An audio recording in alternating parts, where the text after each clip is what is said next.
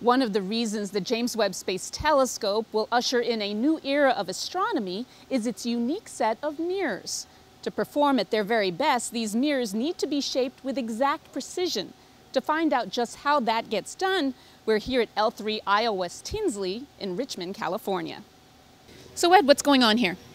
Well, we're shaping the mirror using several different processes to take it down to about 20 nanometers of surface area, which is about 1/5 the diameter of a human hair. What else are you trying to get rid of? We have to remove fine scratches down to about 0.008 of an inch. Anything wider than that, and it starts to reflect light and diffuse it, so you don't get a good image off the telescope. We're removing the grinding compound. Actually, it's a rough polish compound, and beryllium that's actually on the surface of the mirror, and we have to clean it before we go on to the next process. He's removing it off of the part using a solvent.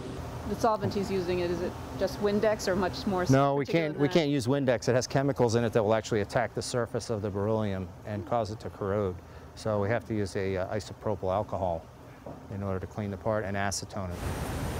Robert, Ed showed us the cleaning of the mirrors. So what's going on here? After rough polishing, we have to get rid of the texture that's left on the surface. The smoothing process will plane over that texture and give us a true mirror surface. Could you do this by hand? People used to do this by hand, but you could not make these mirrors. It'd be very difficult to not have residual texture in these mirrors. It looks like water. Is it water?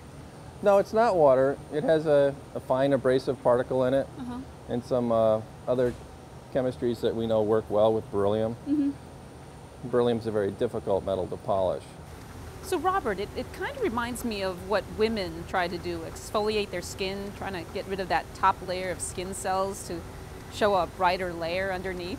Well, the mirror surface, when it comes to this process, has a texturing on it. And so this process will take the little peaks, saw it off, until finally you have this perfect plane. And these are not flat mirrors, but you want that surface to be just very continuous. If it has roughness in it, it won't perform well because each little lump and bump on the surface then reflects light in a different direction, and so it doesn't come back to the detectors. So this process helps it to be extremely uniform, so you have the maximum amount of surface area returning the light for you. Well, thanks a lot for showing us this. Thank you.